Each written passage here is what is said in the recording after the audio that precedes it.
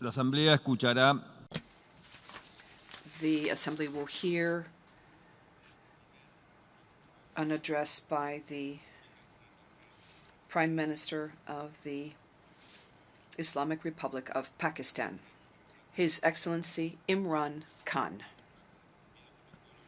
May I request protocol to escort His Excellency? I have great pleasure in welcoming His Excellency Prime Minister of the Islamic Republic of Pakistan, and I invite him to address the General Assembly. Bismillah ar-Rahman ar-Rahim. Iyyaka na'budu wa iyyaka nasta'in. Mr. President, Honorable Secretary General, Excellencies, ladies and gentlemen, I feel honored today to represent my country at this forum of world leaders, where we have a chance to discuss problems that the world is facing. I want to talk about a lot of problems, but just 4 today.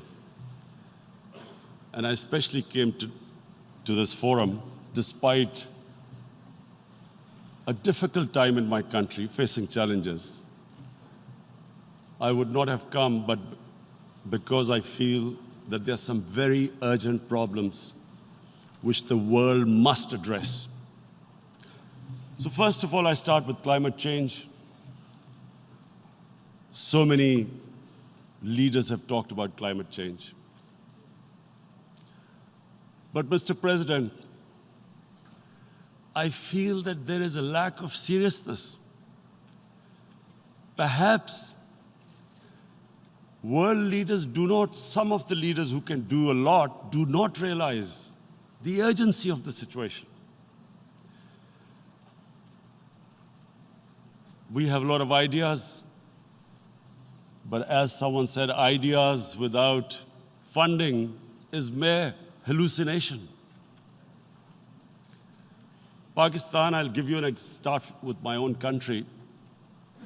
Our country is amongst the top 10 nations in the world which are most affected by climate change.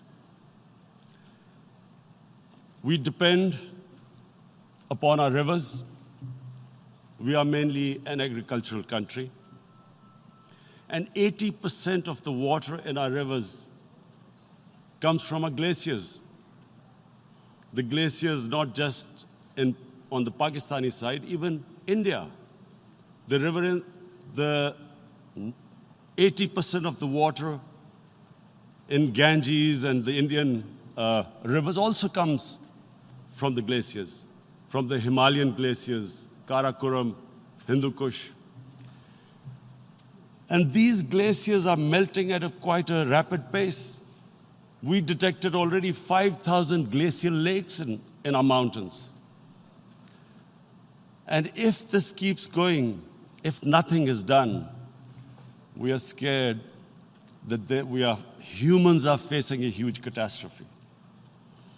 In my country, when my party came to power in the province of KP, we planted 1 billion trees in 5 years. Now we've set ourselves a target of 10 billion trees in Pakistan. Idea being to counter the effects of global warming. But one country cannot do anything. This has to be a combined effort of the world.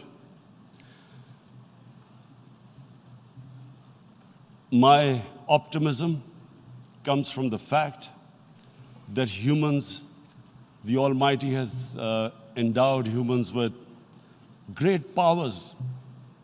We can do anything, provided our survival instinct is stirred up. And this is really what I hope that the United Nations will take a lead in this.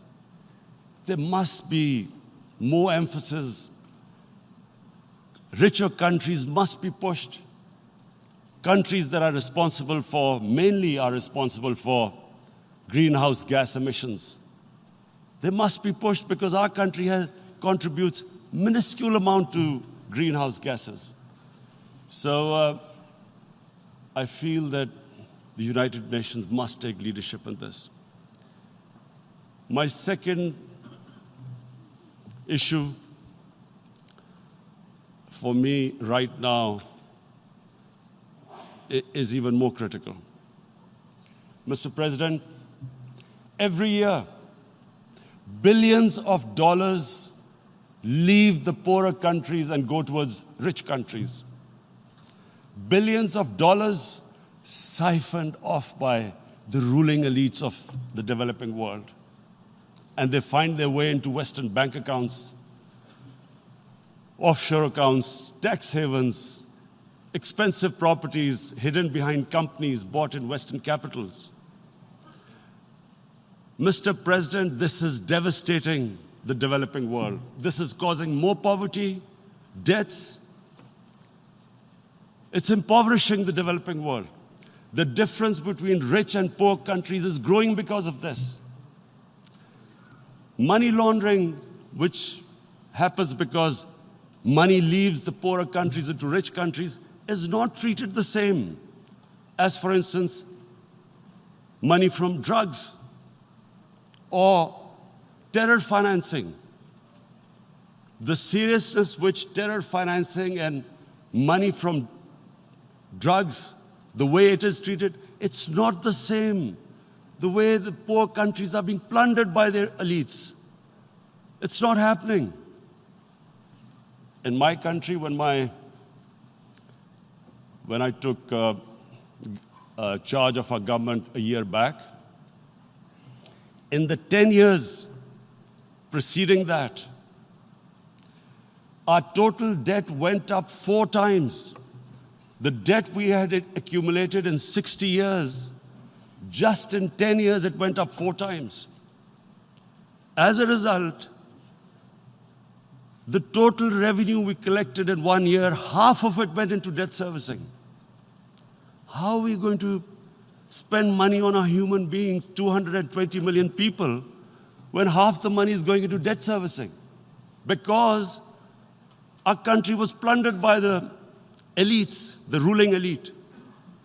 And easily they could get the money out. And when, Mr. President, we located properties in Western capitals bought by this money through corruption and money laundering, located the properties of these corrupt leaders, we find it so difficult to retrieve it. That money, if we retrieved that money, we could spend on our human beings. But it's so difficult. The laws protecting these criminals. We do not have the sort of money to have expensive lawyers and spend millions and millions of dollars. We need help from the rich countries. And, Mr. President, it's critical. The rich countries must show political will. They cannot allow this to happen. How can the poor countries spend money on human development, which the United Nations asks, SDG? How are we going to do it when this money can easily leave our countries? So, unless the rich countries intend to build walls to stop economic refugees coming as we see right now, they must take action. They must take action now. It must be a deterrent. Corrupt ruling elites should not be able to take money out easily and park it into foreign bank accounts and into these properties abroad. And I never understand why. Why do we have these tax havens? Why is this allowed? Why shouldn't rich people pay taxes? Why is it legal to have these tax havens where you have these secret accounts? Because, the world is changing. The population of the world is growing. Sooner or later, you're going to have a crisis if the poor get poorer and the rich get richer. There is going to be a crisis sooner or later. So this is my second point. I hope that the United Nations takes a lead in this.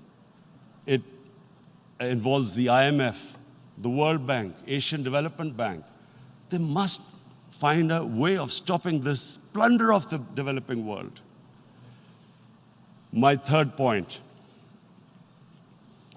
is Islamophobia. There are 1.3 billion Muslims in this world. There are millions of Muslims living in other countries, European countries, and the US as minorities. Islamophobia, since 9/11, has grown at a pace where it is alarming. Human communities live together. There should be understanding amongst them. But Islamophobia is creating a division. Muslim women wearing hijab, it's become an issue. It's become an issue in some countries. Hijab is some sort of a weapon. A woman can take off her clothes in countries, but she can't put on more clothes. How is this happening? Because of Islamophobia. And how did this Islamophobia start? After 9/11. And why did it start? Because certain Western leaders equated terrorism with Islam. Islamic terrorism. Radical Islam. What is radical Islam?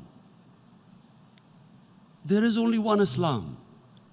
And that is the Islam we follow of Prophet Muhammad sallallahu alaihi wasallam. There is no other Islam. Radical Islam, Islamic terrorism, what message did they send to people in the West? And why is there Islamophobia? How is a person in New York, in the Midwest, in the US, in European capital, how is he going to distinguish between who is a moderate Muslim and who's a radical Muslim?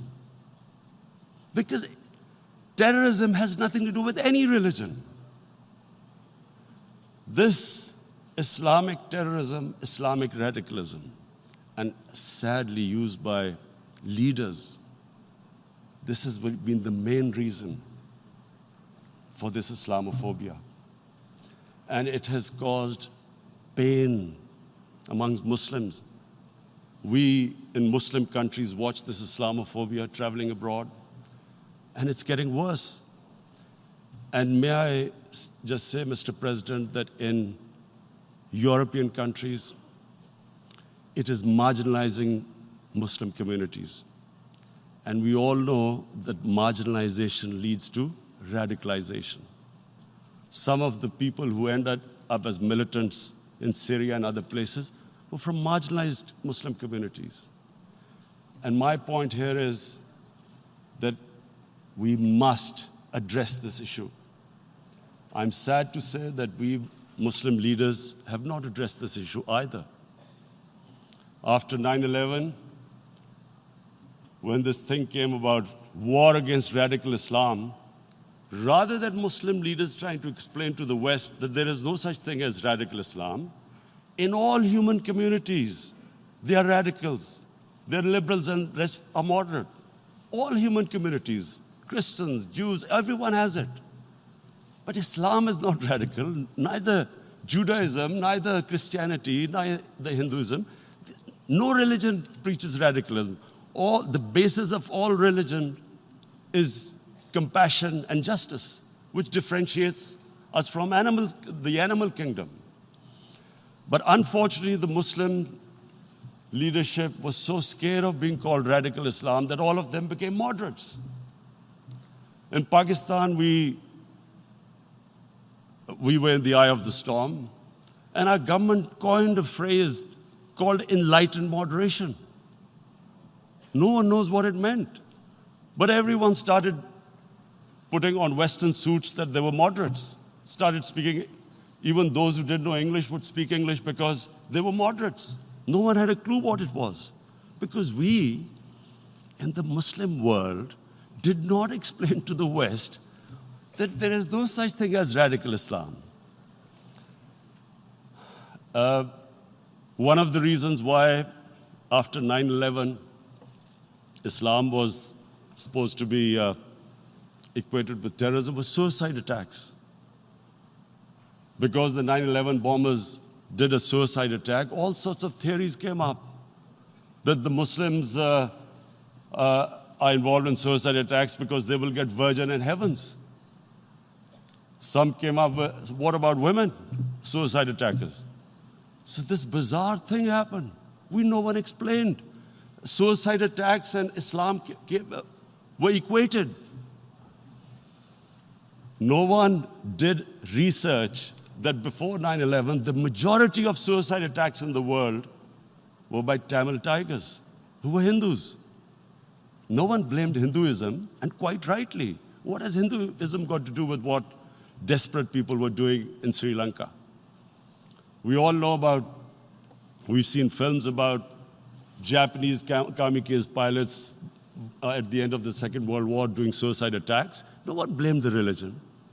But here we were trying to prove we were moderates and not explaining to the West.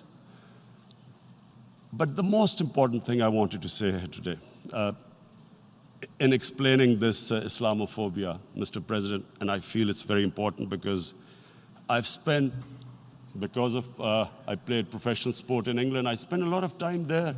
So I know how the Western mind works and how West views religion. So where the misunderstanding about Islam came. And one of the reasons it caused Islamophobia. That was, in 1989, this book was published, maligning, insulting, ridiculing our Prophet Muhammad sallallahu alaihi wasallam. And there was a reaction in the Muslim world. The West couldn't understand what was the problem. Because in the West, because I have spent so much time in the West, religion is perceived completely differently. They don't look upon religion like we do. And so, Islam was supposed to be an intolerant religion. It was against freedom of expression. And Islam took a real beating 30 years ago. I still remember it became a watershed. And every 2 or 3 years, someone would malign our Prophet, peace be upon him. There would be a reaction by the Muslims. And again, it was Islam, an intolerant religion. Again, this time, I blame a certain section of the people in the West who deliberately provoked this, knowing the impact it would have. But the majority of the people in the West didn't understand. This is where, again, Muslim leadership let the Muslims down. We should have explained to them what our Prophet, peace be upon him, means to us. So in 1 minute, I'll try and explain what he means to us. Our Prophet was the witness to the divine book, the Holy Quran. The Holy Quran is the book of guidance for Muslims, and the Prophet's life was living the Quran. He was an example of what the Quran guided us to be. So he is the ideal we all try to get to. The Prophet created the state of Medina, the first state in Islam. That state was the basis of a Muslim civilization which became the predominant civilization for the next 700 years. And what was that state? I hear such strange things about Islam, that it is against women, it's against minorities.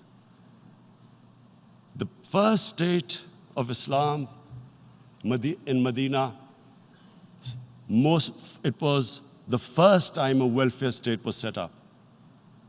The state took responsibility of the weak, widows, orphans, poor people, handicapped. It taxed the rich, spent the money on the poor. The state announced that all human beings are children of Adam, hence equal, whatever the color of their skin.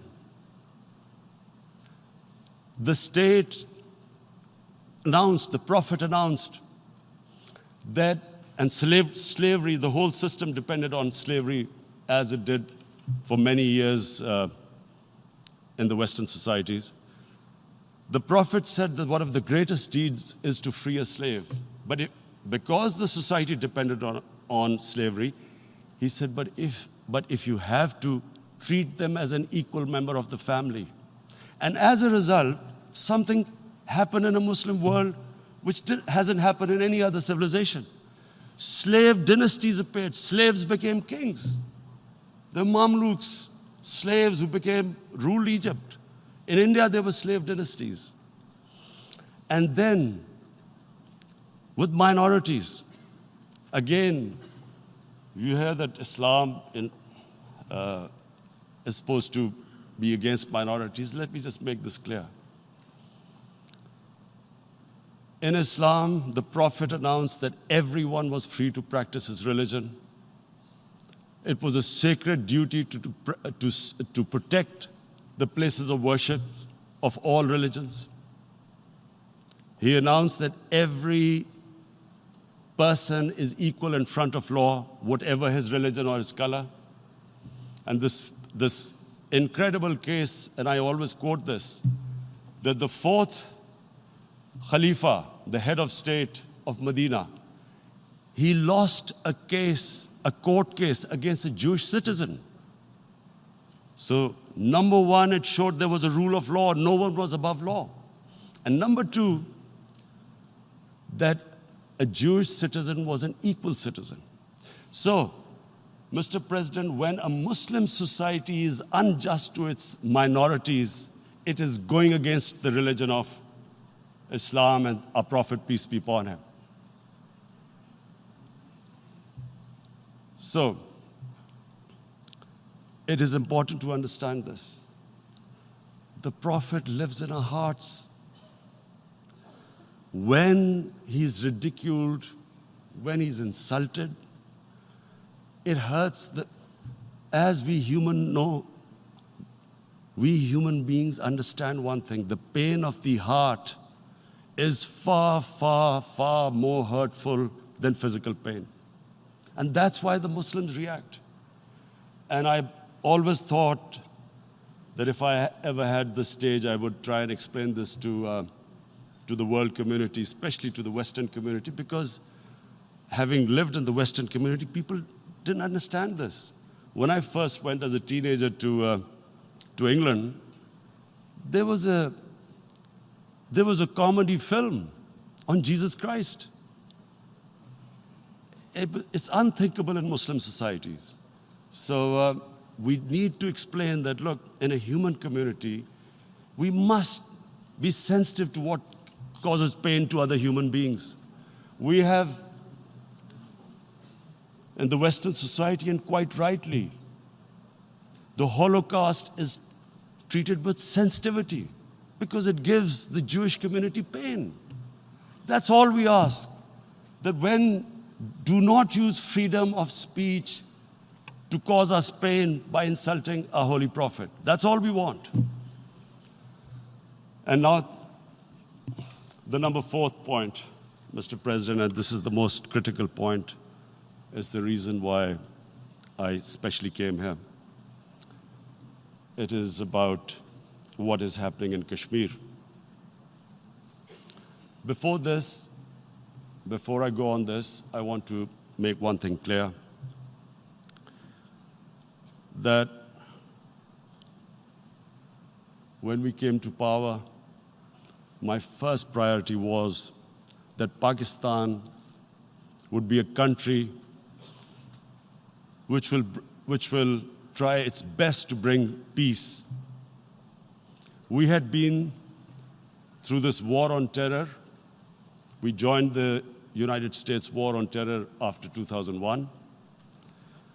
And Pakistan went through one of its worst periods where 70,000 Pakistanis died and over 150 billion was lost to our economy. And Mr. President, I opposed the war because in the 80s, Pakistan had joined the Western countries in what was the freedom struggle then in Afghanistan against the Soviets. And it was funded by the Western countries. These Mujahideen groups, which were treated in guerrilla warfare, were trained by Pakistan Army, funded by the Western countries, and especially US, and they waged what was a freedom struggle in Afghanistan. The Soviets called them terrorists. We called them freedom fighters. 1989, the Soviets retreated. The Americans packed up and left. Pakistan was left with these groups. Come 9/11, Pakistan joined the United States in this war on terror.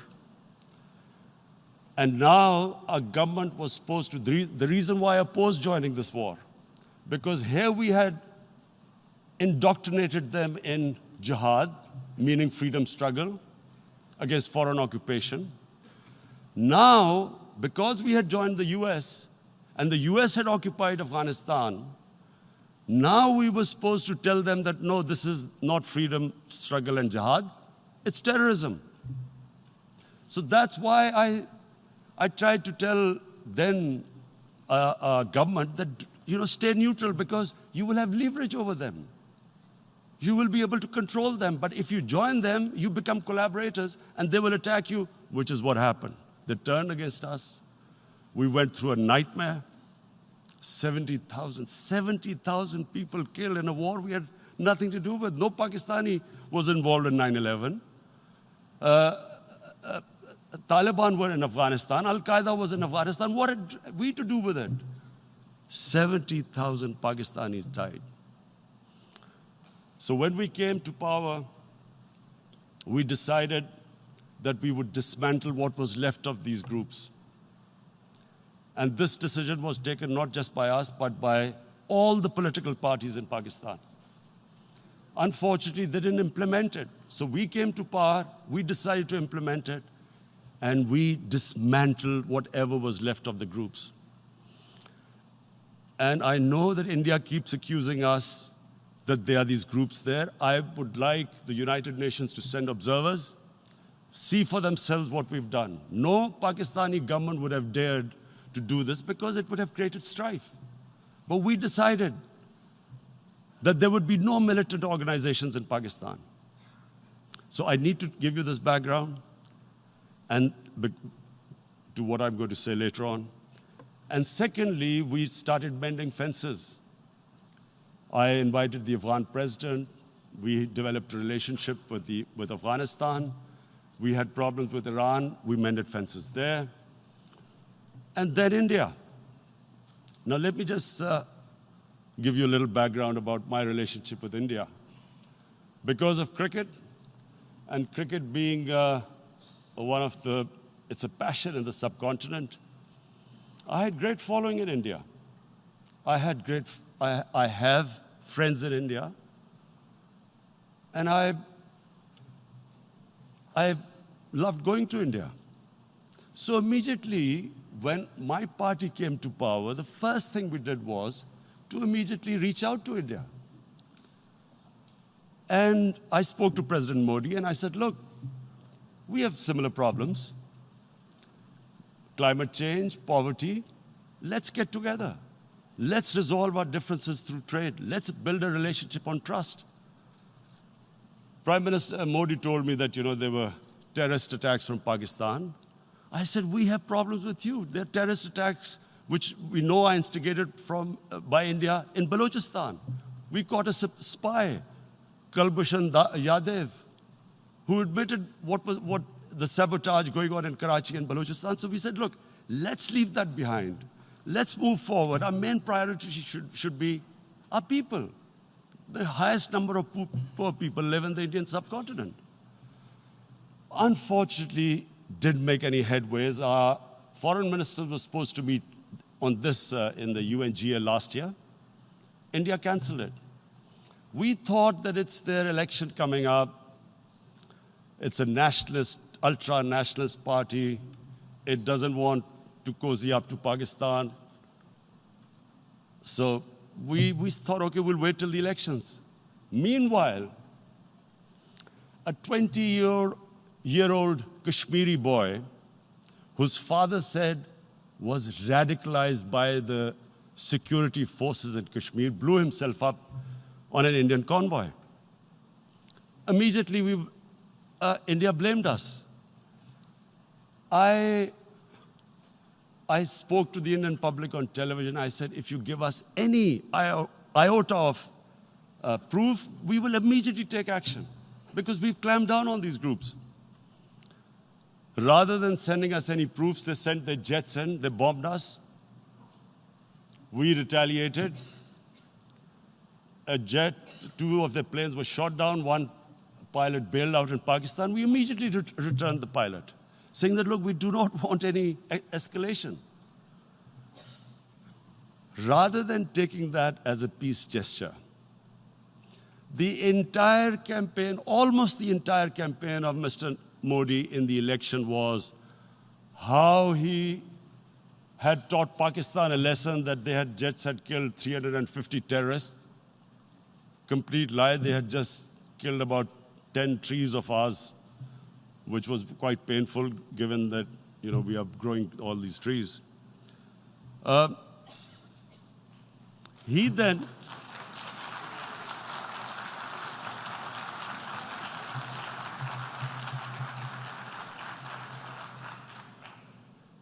the election campaign, Mr. Modi used words like, this is just a trailer, the movie is about to start. I went into Pakistan and taught them a lesson. This was the election campaign. Okay, so we thought, us politicians make all these statements to win elections. So, okay, after elections, we'll get back to our normal relationship. Well, the moment the elections ended, we approached India, no response, but then we discovered they were trying to push us in the FATF blacklist to bankrupt us. That's when we realized there was an agenda. And that agenda became obvious on the 5th August when India went against 11 United Nations Security Council resolutions, which say that Kashmir is a disputed territory and the people of Kashmir have the right of self-determination. They went against that. They went against Simla Accord, which is about bilateral, sorting out our differences through bilateral means, went against that. They actually went against the Indian Constitution. Illegally, they revoked Article 370, which gave Kashmir the special status. They got an extra 180,000 troops there. Total number of security forces in Kashmir now are 900,000. And they put 8 million people of Kashmir under curfew.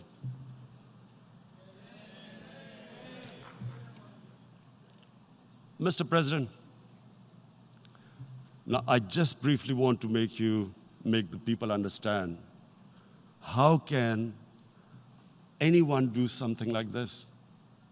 And for that, I have to explain to you what is RSS. RSS, Mr. Narendra Modi is a life member of RSS. RSS was an organization that was inspired by Adolf Hitler and Mussolini, came about in 1925. They believed in racial purity, racial superiority. They also believed they were an Aryan race like the Nazi believed they were an Aryan race. All that I'm saying can be verified. This is the time of information revolution. You can Google all this, what I'm saying. But it is very important for me to explain this to you so you know what is happening in India. This RSS believed in the ethnic cleansing of Muslims from India. At one point, there was racial superiority of the Hindu race.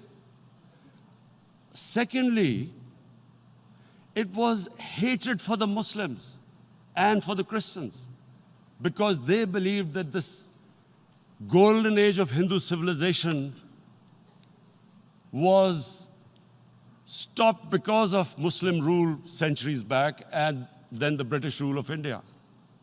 So it was racial superiority and hatred for Muslims and Christians. This is openly stated. You look at the founding fathers of RSS, Golwalkar and Savarkar. Just Google them and you'll find out.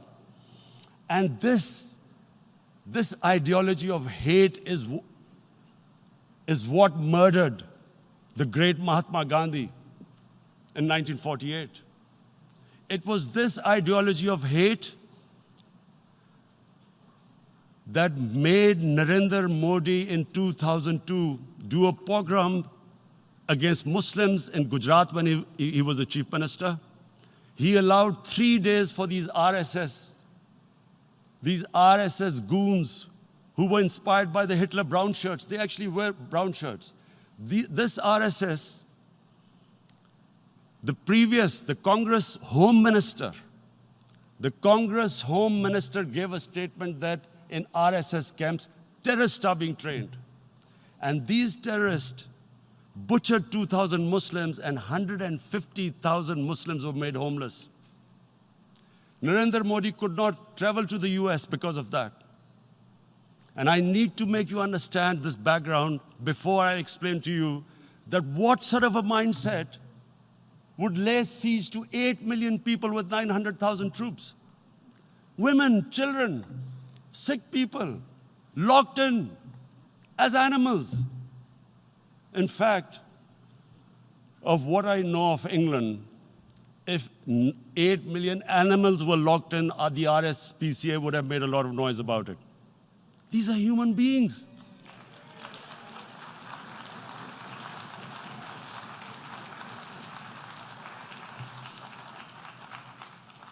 And Mr. President, what comes with racial superiority, these illusions of Aryan superior race, is arrogance. The two go together. And it's arrogance that makes people make mistakes and do stupid things. Cruel things like what Narendra Modi has done. It's sheer arrogance. And it's arrogance that has blinded him from the fact that what is going to happen when the curfew is lifted? Has he thought about it? This hasn't been thought through. What is he going to do when he lifts the curfew? Does he think that people of Kashmir will quietly accept the status quo because India has changed the constitution and taken away the special status? They'll accept that? Mr. President, 100,000 Kashmiris have died in the past 30 years because they were denied the right given by the United Nations, the right for self-determination. 100,000 have died and 11,000 women have been raped. There are 2 United Nations human rights reports on this.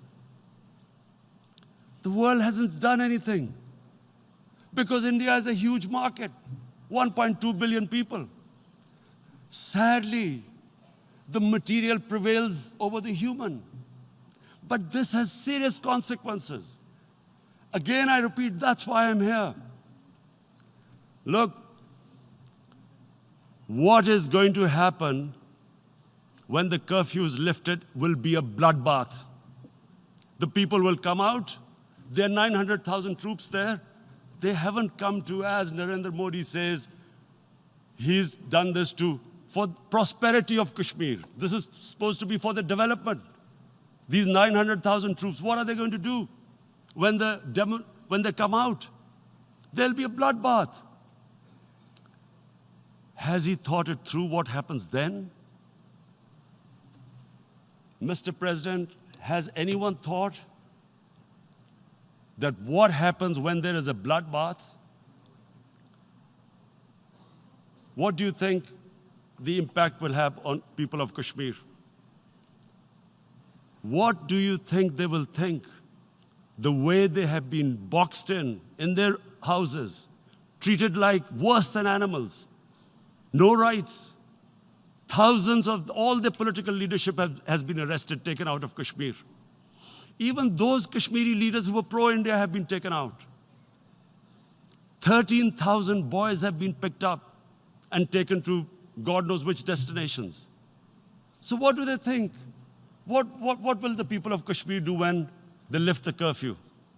They will be out in the streets. And what will these soldiers do? They will shoot them. They've already used pellet guns, blinded young boys. In the last 6 years, the 5 years, the oppression that has gone on in Kashmir. And so, Kashmiris will be further radicalized. Mr. President, there will be another Pulwama. And guess what? India will blame us. They're already blaming us. They're saying all this is happening because of Pakistan. One of their defense ministers said, there are 500 terrorists lined up on the border to go in.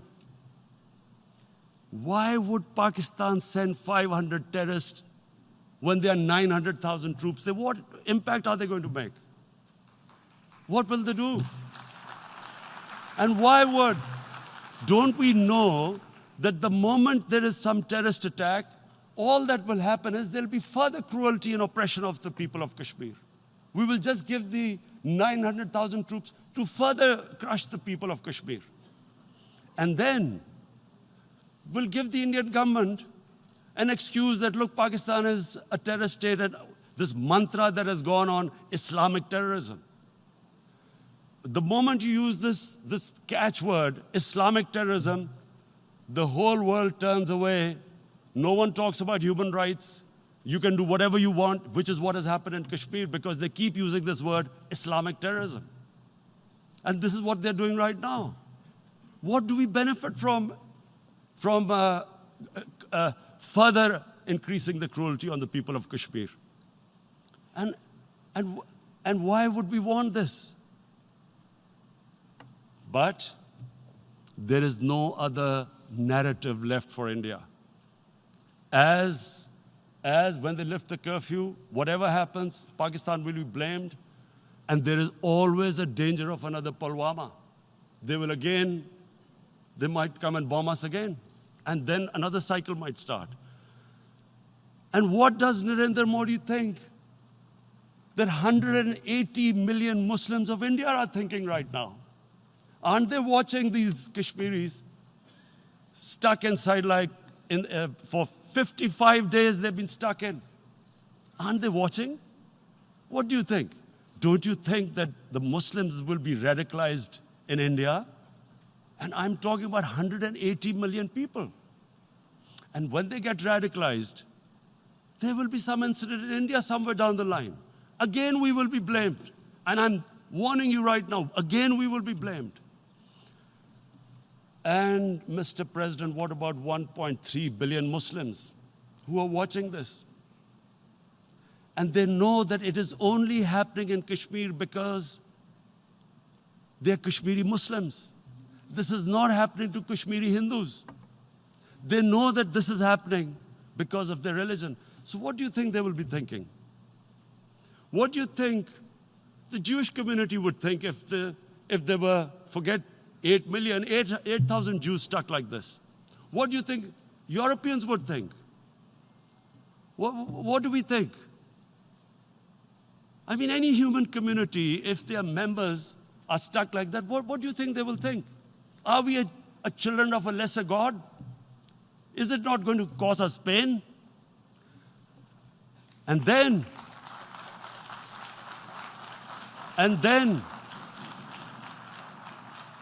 I'll tell you what will happen. People will, in the 1.3 billion Muslims, someone will pick up arms. I know we've been brought up with films, Western films. This good, decent guy doesn't get justice. he decides to pick up a gun and start seeking justice. There was a film made in New York, famous film called Death Wish. This guy gets mugged by and his family, his wife gets killed or something. He can't get justice. He picks up a gun and he goes around shooting muggers. And the whole cinema cheers him on. So what do you think the Muslims are thinking right now? If there is a bloodbath, there will be Muslims becoming radicals, not because of Islam, but because of what they will see, that there's no justice when it comes to Muslims. There were Rohingya Muslims, Myanmar, who are, God knows, almost 1 million people out, ethnic cleansing. What was the response of the world community? So what do you think will be the response of 1.3 billion Muslims? I picture myself. I'm in Kashmir. I've been locked up for 55 days. I have heard about, and there are rapes, Indian Army going into homes, soldiers. Would I want to live this humiliation? Would I want to live like that? I would pick up a gun. You're forcing people. You are forcing people into radicalization. When people lose the will to live, what is there to live for? And this is what, if you can do this to human beings, you are actually radicalizing people. And so, Mr. President, I want to repeat here, this is one of the most critical times. There will be a reaction to this. Pakistan will be blamed. 2 nuclear-armed countries will come face to face, like we came in February. And before we head in that direction, the United Nations has a responsibility. This is why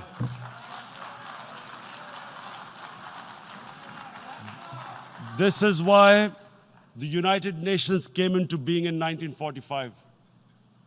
You were supposed to stop this happening. I feel we are back to 1939, Munich.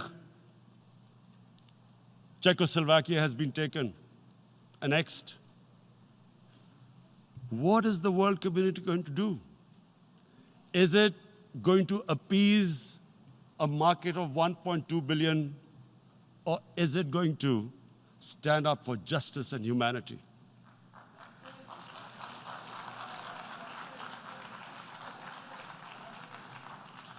If this goes wrong, you hope for the best, but be prepared for the worst.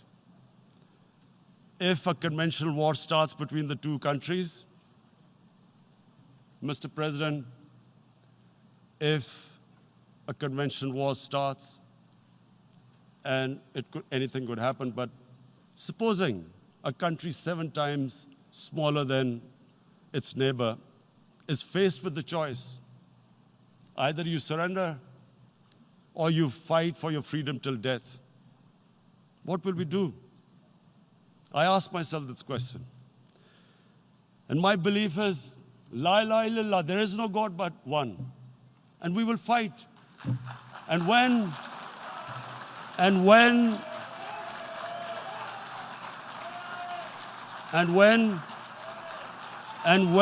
a nuclear-armed country fights to the end, it will have consequences far beyond the borders. It will have consequences for the world, which is why I repeat I'm here. Because I'm warning you, it's not a threat. It's a fair worry that where are we headed? And I've come here to tell the UN, you've got to, this is a test for the United Nations. You are the one who guaranteed the people of Kashmir the right of self-determination. They are suffering because of that. And this is the time. This is the time not to appease like in 1939 appeasement took place. This is the time to take action. And number 1 action must be that India must lift this inhuman curfew, which has lasted for 55 days. It must free all political prisoners, and especially those 13,000 boys that have been picked up. Parents don't know where they've disappeared. And then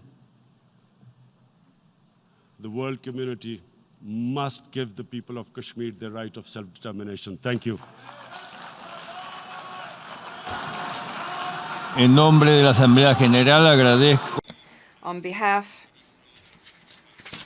of the General Assembly, I would like to thank His Excellency, the Prime Minister of Pakistan, and I ask protocol to escort His Excellency.